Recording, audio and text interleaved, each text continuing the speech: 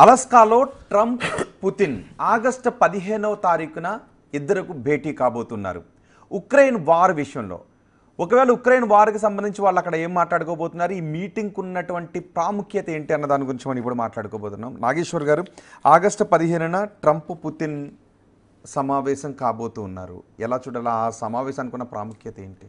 అంటే దీని టైమింగ్ ప్రాముఖ్యత, ప్లేస్ ప్రాముఖ్యత, ఇక ఏం చర్చించారనే నెక్స్ట్ ప్రాధాన్యత. ఫస్ట్ టైమింగ్, ఇది ఆగస్ట్ 15 జరుగుతుంది. ఎన్నడది ఏంటి ఆ రోజు ప్రత్యేకత? 80th మన స్వాతంత్ర దినోత్సవం. అమెరికాకు రష్యాకి ఎందుకు ప్రాధాన్యత ఉంటుంది? సో ఆ రోజు రెండవ ప్రపంచ యుద్ధం ముగిసిన రోజు, 80th anniversary of second world war అది. సో మీకు 80th anniversary of second world war కనుక మీకు అంటే ప్రపంచంలో యుద్ధాలకు వ్యతిరేకంగా ఇప్పుడు కూడా రష్యా ఉక్రెయిన్ వార్ కూడా ముగింపు పలకడానికి పర్ఫెక్ట్ టైమింగ్ అది. ఈవెన్ రష్యన్ ప్రెసిడెంట్ కూడా దీని పర్ఫెక్ట్ టైమింగ్ అన్నాడు. తర్వాత ప్లేస్ అలాస్కా, ఎక్కడ president Trump and prime minister Putin కలవాలి అనేది చర్చ జరిగింది. ఇటీవల యునైటెడ్ అరబ్ ఎమిరేట్స్ కింగ్ మాస్కోలో పర్యటించారు. యుఏఈ రష్యాకు మిత్రదేశం, అమెరికాకు కూడా మిత్రదేశం. అందువల్ల ప్రెసిడెంట్ పుటిన్ అన్నాడు కూడా, ఇంకో ఇలాంటి మిత్రదేశం ఉంది, కావాలంటే అక్కడ మన సమావేశం కావచ్చు అని కూడా అన్నాడు. సో అందరూ, కానీ ఈ తుర్కీ ఉంది, ఇటు అమెరికాకు అమెరికా నాయకత్వంలో నాటో కూటమిలో సభ్యదేశం, ఇటు రష్యాకు కూడా మిత్రదేశం. సో ఇలా న్యూట్రల్ డెస్టినేషన్స్లో మీటింగ్. స్విట్జర్లాండ్ ఉంది, ఒకప్పుడు ఇక్కడ సమ్మిట్ జరిగింది, ఇది కూడా న్యూట్రల్ డెస్టినేషన్. సో ఇలా అంతకుముందు సమ్మిట్ ఫిన్లాండ్లో జరిగింది. ఫిన్లాండ్ ఒకప్పుడు న్యూట్రల్ డెస్టినేషన్, కానీ 2022లో ఉక్రెయిన్ వార్ మొదలయ్యాక ఫిన్లాండ్, స్వీడన్ తమ న్యూట్రాలిటీని వదులుకొని నాటోలో భాగస్వాములయ్యారు. అందువల్ల ఇలా ఫిన్లాండ్ గతంలో సమ్మిట్ వేదిక ఫిన్లాండ్ అయింది, కానీ ఇప్పుడు ఫిన్లాండ్ అవకాశం లేదు. అందువల్ల ఏదో ఒక న్యూట్రల్ వేదికలో అవుతుంది. సౌదీ అరేబియాలనా, యుఏఈలనా, తుర్కీలనా, అలాగే మీకు స్విట్జర్లాండ్ అనుకున్నారు, కానీ అలాస్కా ఎంపిక చేశారు. ఎందుకంటే ఇది సింబాలికే కాదు, అలాస్కాకు ఒక ప్రత్యేకత ఉంది. అలాస్కా 1867 వరకు రష్యన్ ఎంపైర్లో భాగం. అలాస్కా 1867లో రష్యన్ అప్పటి జార్ చక్రవర్తి రష్యన్ చక్రవర్తి 1867లో అమెరికాకు దాన్ని అమ్మేశాడు. ఎంత కమ్మాడంటే $7.2 మిలియన్ కమ్మాడు. అలాస్కా ఎంత పెద్దదంటే అమెరికాలో 1/5 ఉంటుంది. అమెరికా మొత్తం జాగ్రఫికల్ ఏరియాలో 20% అంత పెద్దది అలాస్కా.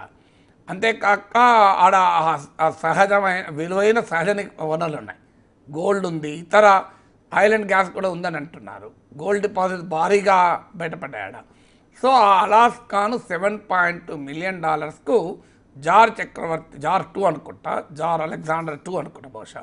సో అప్పుడు అమ్మేశాడు. ఎందుకు అమ్మేశాడు అంటే అప్పుడు బ్రిటిష్ వలసవాదం చాలా పవర్ఫుల్గా ఉన్న రోజుల్లో ఇది రష్యాకు చాలా ఈస్టర్న్ మోస్ట్ టిప్ ఇది.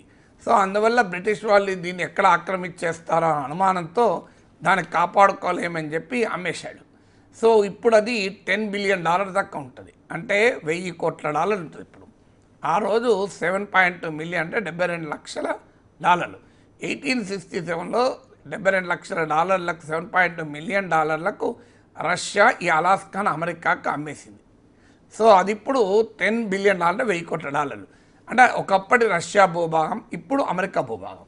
ఇంతకన్నా మంచి ప్లేస్ ఏముంటుంది? సో ఇది 1867లో అబ్రహాం లింకన్ అసాసినేట్ అయ్యాక, హత్యకు గురయ్యాక, ఐకానిక్ అమెరికన్ ప్రెసిడెంట్, మనందరికి తెలిసిన ప్రెసిడెంట్ అబ్రహాం లింకన్ హత్యకు గురయ్యాక ఆండ్రూ జాన్సన్ అని అమెరికా 17th ప్రెసిడెంట్ అతను. సో ఆండ్రూ జాన్సన్ 1865 నుంచి 1869 మధ్యకాలంలో అమెరికాలో ప్రెసిడెంట్గా ఉన్నాడు. ఆండ్రూ జాన్సన్ ప్రెసిడెంట్గా ఉన్న సమయంలో ఈ అమ్మకం కొనుగోలు జరిగింది. అప్పుడు ఆండ్రూ జాన్సన్ తీవ్ర విమర్శలకు గురయ్యాడు. మామూలు విమర్శలు కాదు, ఈ చెత్త అలాస్కాను ఎందుకు కొంటున్నో, దీనికి $7.2 మిలియన్ పెట్టిందని. కానీ అమెరికా కొన్న తర్వాత కొన్ని రోజులకు అక్కడ భారీగా గోల్డ్ డిపాజిట్స్ బయటపడ్డాయి. అప్పుడు ఇది ఒక పెద్ద గ్యాంబుల్, ఉపయోగపడే గ్యాంబుల్ అయింది. విన్ఫాల్ గెయిన్స్ వచ్చాయి. ఒకప్పుడు లేకపోతే ఈ పనికిమాల ల్యాండ్ ఏం చేసుకుంటే ఈ రియల్ ఎస్టేట్ అన్నారు. సో ఎందుకంటే ఇప్పుడు మన దగ్గర కూడా చూడండి, 50 ఏళ్ల క్రితం హైదరాబాదులో భూముల విలువ ఎంత ఉంది, ఇప్పుడు ఎంత ఉంది. మేము 1988లో నేను ఉస్మాన్ సిటీలో అసిస్టెంట్ ప్రొఫెసర్గా చేరాను. మా యూనివర్సిటీ టీచర్స్ కలిపి ఒక కొండాపూర్లో ఒక వెంచర్ చేశారు కోఆపరేటివ్ సొసైటీ వాళ్ళు. 60 రూపాయలకు గజం అమ్మారు. 60 రూపాయల గజం. ఎవరు తీసుకోలేదు, సగం ప్లాట్లు ఖాళీగా ఉన్నాయి, ఎంబడి పడి బ్యాంకులో ఇచ్చి కొనిపించారు. ఇవాళ ఎంత 2 లక్షలు ఉంది గజం. అంటే ఆ రోజు 25 వేలు పెట్టి కొంటే ఈరోజు 6 కోట్లు. సో అలాస్కా స్టోరీ కూడా అలాంటిది. సో అందువల్ల ఆ అలాస్కా ఉన్నటువంటి సిగ్నిఫికెంట్, ఎందుకంటే అదొక interesting real estate transaction between Russia and America. Trump ఎవరు? Real estate tycoon. ఎందుకంటే ట్రంప్ టవర్స్ అనేది ప్రపంచం అంతా కడుతూ ఉంటాడు. సో ట్రంప్కి అత్యంత ఇష్టమైంది రియల్ ఎస్టేట్. సో అందువల్ల రియల్ ఎస్టేట్ హిస్టారికల్ ఇంపార్టెంట్ చారిత్రక ప్రాధాన్యత కలిగిన అమెరికా రష్యాల మధ్య రియల్ ఎస్టేట్ ట్రాన్సాక్షన్కు ఒక సింబల్ అయిన అలాస్కాలో ఈ సమావేశం జరుగుతుంది. దీనికి ఇంకో ఇంట్రెస్టింగ్ ఉంది. ఈ రేపు ఉక్రెయిన్ వార్ ఆగాలంటే కూడా మళ్ళీ రియల్ ఎస్టేట్ ఒప్పందం కుదిరితేనే ఆగేటట్టుంది. ఎందుకంటే రష్యా ఏమంటుందంటే రష్యన్ మెజారిటీ ఏరియాస్ ఉన్నాయి. ఇప్పుడు క్రిమియా రష్యా ఆక్రమించింది, ఇది ఉక్రెయిన్లో భాగము, కానీ రష్యా ఆక్రమించింది 2014లోనే. అలాగే డాంబాస్ ప్రాంతము, లుహాన్స్, డొనెట్స్క్ అని ఇవన్నీ ప్రాంతాలు ఉన్నాయి. ఇవన్నీ కూడా రష్యన్ స్పీకింగ్ పాపులేషన్ ఎక్కువ ఉంటారు. So Russian culture, Russian language ఉంటుంది. ఉక్రెయిన్లోనేమో ఒకవైపు పోలాండ్, అటువైపు ఏమో ఉక్రేనియన్ భాష మాట్లాడి ఉక్రేనియన్ భాషా సంస్కృతుల డామినేషన్ ఉంటుంది. ఇటు రష్యన్ బార్డర్ వైపు రష్యా సంస్కృతి డామినేషన్ ఉంటుంది. సో అందువల్ల పుటిన్ అడుగుతున్నది ఏంటంటే ఈ భూభాగాలు డాంబాస్ ప్రాంతం, లుహాన్స్, డొనెట్స్క్ అండ్ క్రిమియా, వీటిని ఆల్రెడీ రష్యా యుద్ధంలో ఆక్రమించుకున్నది. 2014లోనే క్రిమియా ఆక్రమించుకుంది, 2022 తర్వాత ఈ ప్రాంతాలు ఆక్రమించుకున్నాయి. ఈ ప్రాంతాలు రష్యా వద్దనే ఉండిపోవాలి అని. సో ఉక్రెయిన్ ఏమో మాకు రిటర్న్ ఇవ్వాలి అంటున్నారు, ఖాళీ చేయాలని. దానికి రష్యా సిద్ధపడలేదు. అందువల్ల ఈ అలాస్కా అనేది రష్యా అమెరికాల రియల్ ఎస్టేట్ ట్రాన్సాక్షన్కు ఒక symbol. Donald Trump real estate tycoon. అందువల్ల ఆ రియల్ ఎస్టేట్ ఇప్పుడు కూడా ఈ డీల్ రియల్ ఎస్టేట్ డీలే. ఎందుకంటే ఆ ట్రంప్ ఏమో ఉక్రెయిన్తో ఒక డీల్ కుదుర్చుకున్నాడు. నేను గనక పీస్ ఒప్పందం కుదిరించి యుద్ధాన్ని ఆపితే మీ మినరల్స్ అనే మాకు ఇచ్చేయాలని. సో సేమ్ అలాస్కా లాగానే, అలాస్కా కూడా గోల్డ్ అండ్ మినరల్స్ ఉన్నాయి. సో అలాగే రష్యా కూడా ఇలా ఉక్రెయిన్ భూభాగాలు మేము ఉంచేసుకుంటామని. సో అందువల్ల ఈ మొత్తం అలాస్కా ఎంపికలు ఇంత మీనింగ్ ఉన్నది. So why Alaska is chosen అదే ట్రంప్ బిట్వీన్ సమిట్ మీటింగ్ అంటే ఇంత ప్రత్యేకత, very very symbolic and represent value ఉంది. ఇక సబ్స్టాన్షియల్ అంశాలు ఏంటంటే ఉక్రెయిన్ వార్కి ఎలా పులి స్టాప్ పెట్టాలి అని. ఇప్పటి వరకు స్టీవ్ విట్కాఫ్కు ట్రంప్ ప్రతినిధి అయిన స్టీవ్ విట్కాఫ్ ప్రెసిడెంట్ పుటిన్తో కలిశారు. ఇప్పటివరకు CNN లాంటి వార్తా సంస్థలు ఇస్తున్న లీక్లు ఏంటంటే స్టీవ్ విట్కాఫ్ ట్రంప్ నుంచి ఒక స్పెసిఫిక్ ప్రతిపాదనలతో పుటిన్ దగ్గరికి వెళ్ళారని. పుటిన్ అడిగినవన్నీ దాదాపు అంగీకరించాడు. పుటిన్ అడిగిన ఏంటంటే ఒకటి, కంప్లీట్గా ఉక్రెయిన్ డీమిలిటరైజ్ కావాలి, ఉక్రెయిన్లోకి నాటో ఎంటర్ కాకూడదు, నాటో ఎక్స్పాన్షన్ ఆగిపోవాలి, ఇది రష్యా డిమాండ్. అలాగే రష్యా ఆక్రమించుకున్న ప్రాంతాలను ఇంతకుముందు చెప్పినట్లు అవి రష్యా వద్దనే ఉండిపోవాలి. సో వీటన్నిటికీ అమెరికా అంగీకరించింది. ఇది ఉక్రెయిన్ ఒక్కటి అడుగుతున్నదంటే మాకు సెక్యూరిటీ గ్యారంటీలు ఇవ్వాలని. అది కూడా రష్యా అంగీకరించిన మేరకు భద్రతను కల్పిస్తామనేది ఒక ఒప్పందం. అది కూడా రష్యా అంగీకరించిన మేరకు మాత్రమే. ఇవి కాక రష్యా పైన అన్ని శాంక్షన్స్ ఎత్తివేయాలి. సో కంప్లీట్గా ఉక్రెయిన్ డీమిలిటరైజ్ అయిపోయి డిజామ్ అయిపోవాలి.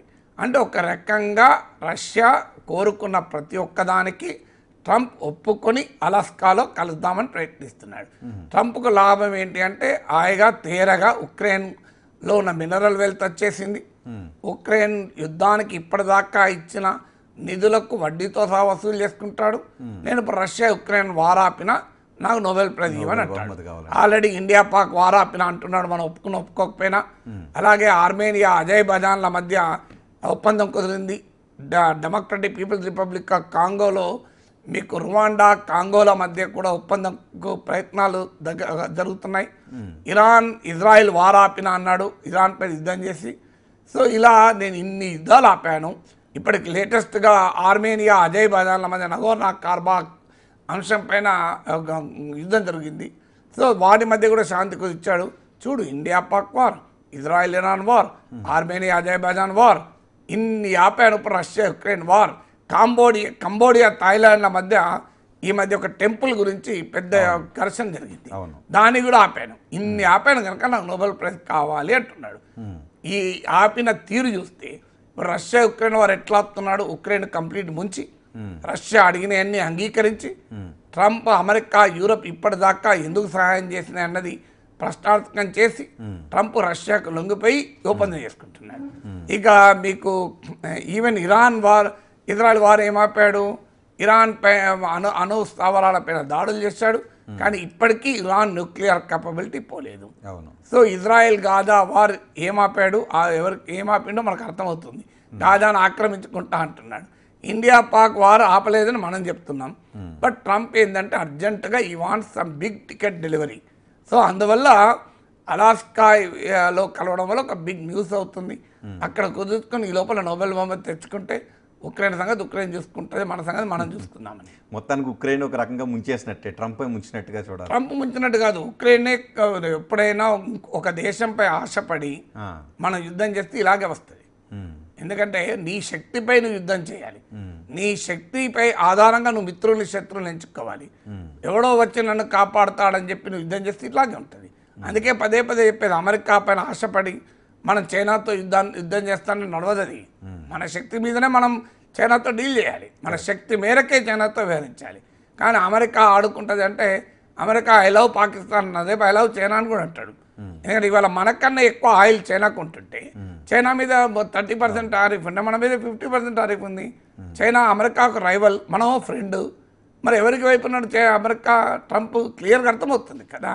ఎందుకంటే మనము ఇప్పుడు ఉదాహరణకు రష్యన్ క్రూడ్ ఆయిల్ ఎక్స్పోర్ట్లో 47% చైనాకు ఉంటే 38% మనం కొంటున్నాం. రష్యన్ ఎల్ఎన్జీ ఎక్స్పోర్ట్స్లో 21% చైనాకు ఉంటుంటే మనం దాదాపు కొనడం లేదు. రష్యా పైప్డ్ గ్యాస్ ఎక్స్పోర్ట్స్లో మీకు 30% చైనాకు ఉంటే మనం దాదాపు కొనడం లేదు. అయినా కూడా మననే టార్గెట్ చేస్తాడు కదా. కరెక్ట్. అంటే రేపు ఒకవేళ అలాస్కాలో ఉక్రెయిన్ యుద్ధం ఆగిపోయే పరిణామాలు చోటు చేసుకుంటే ఈ 50% టారిఫ్ కాస్త 20%కి వచ్చేసే అవకాశం ఉంటుంది. అప్పుడు ఆటోమేటిక్గా కావాలి కదా. అంటే మరి ట్రంప్ రేపు ఏం చేస్తాడు, నేను ఎట్లా జ్యోతిష్యం చెప్తాను కానీ, బట్ నార్మల్గా ఈ 25% ఏమంటున్నాడు, రష్యాతో ఆయిల్ కొనేందుకు అంటున్నాడు. ఇది ఆయిలే కాదు, మీ డిఫెన్స్ కూడా ఇంపోర్ట్ కూడా చేసుకోవద్దని రేపు కండిషన్ పెడితే కలదు మళ్ళీ.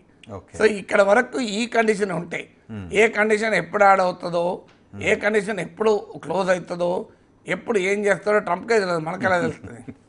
రైట్, ఒక చిన్న బ్రేక్ తీసుకుందాను. బ్రేక్ తీసుకున్న వ్యూ పాయింట్ని కంటిన్యూ చేద్దాం. మొత్తానికి రేపు 15వ తారీఖున అలాస్కాలో ట్రంప్ పుతిన్ సమావేశం కాబోతున్నారు. ఇది చాలా ఏ రకంగా చూసినప్పటికీ కూడా ఇది చాలా కీలకమైనటువంటి సమావేశం. చూద్దాం ఆ సమావేశంలో ఎటువంటి నిర్ణయాలు తీసుకుంటారనేది.